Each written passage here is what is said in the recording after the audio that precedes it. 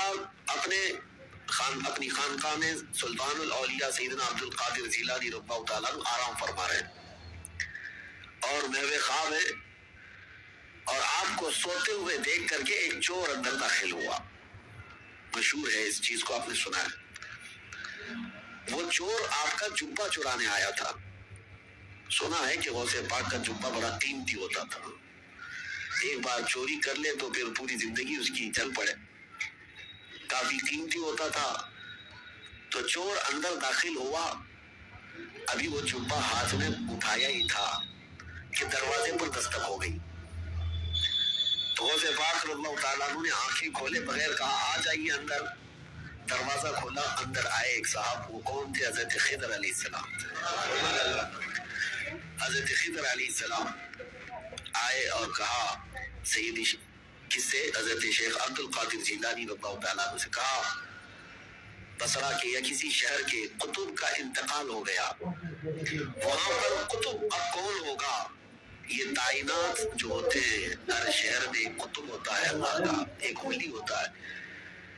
یہ غوث الاعظم دستگیر رضی اللہ تعالیٰ عنہ کے زمانے میں تصرف اللہ نے ان کو عطا کیا تھا. حضرت خضر علیہ السلام ان سے پوچھتے ہیں کہ اس شہر کا قطب کون ہوگا؟ غوث پاک رحمۃ اللہ تعالیٰ علیہ آنکھیں کھولے بغیر کہتے ہیں وہ دروازے کے پیچھے کھڑے، انہیں لے جائیں گے. جو جبہ ہاتھ میں پکڑے ہوئے کھڑا تھا کہ اب پکڑا جاؤں، اب پکڑا جاؤں، اب پکڑا جاؤں گا. اور آنکھیں کھولے بغیر پیرانے پیر نے کہا وہ دروازے کے پیچھے جو کھڑے ان کو لے جائیے. حضرت خضر علیہ السلام نے دروازہ کھینچا تو دیکھا ایک سادہ سا آدمی ہے، جبہ ہاتھ میں اٹھایا ہوا ہے اور تھر تھر کانپ رہا ہے. کہا کہ چلیے مبارک ہو، اللہ نے آپ کو قطبیت عطا کی، اسی لیے کہ شیخ عبد القادر جیلانی کی زبان سے نکلا ہے، چلیے ہمارے ساتھ. اب وہ شخص حیرت میں تھا کہ میرے ساتھ کہیں کوئی مذاق نہ ہو رہا، اور وہ دوڑتے ہوئے پھر غوث پاک کے قدموں میں آیا، کہا روتے ہوئے مجھے معاف کریں، مجھے معاف کریں، کیا یہ میرے ساتھ کوئی مذاق تو نہیں؟ غوث پاک رضی اللہ تعالیٰ عنہ نے فرمایا شیخ عبد القادر جیلانی کو اللہ نے یہ طاقت عطا کی ہے کہ وہ جو زبان سے نکالے اللہ اس کو پورا کر کے رہتا ہے. کہا کہ میں یہاں کس غرض سے آیا تھا آپ کو پتا ہے؟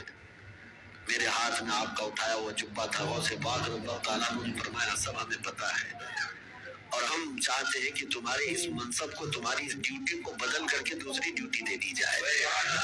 اب یہ واقعہ تو ہم نے سنا، کئی مرتبہ سنا، لیکن ایک بزرگ سے میں نے سنا اور انہوں نے یہ بیان فرمایا اور کہا کہ بیٹا آپ جانتے ہو چوری کرنے والے کو تو سزا دی جاتی ہے، اسلام سزا دیتا ہے، اور یہاں وہ جبہ ہاتھ میں لے کر چرایا ہوا آدمی رنگے ہاتھوں پکڑا گیا. سزا دیتے ہاتھ کاٹتے ہیں، اور اس کو بجائے اس کے کہ صرف معاف کر کے چھوڑتے پھر قطبیت کا مقام بھی دے دیا. یہ سوال جب آتا ہے ذہن میں تو پھر اس بزرگ نے فرمایا کہ بات در حقیقت یہ ہے کہ اللہ کریم بھی نسبتیں دیکھتا ہے. وہ چور چوری تو کیا تھا لیکن ہاتھ میں دامن کس کا تھا؟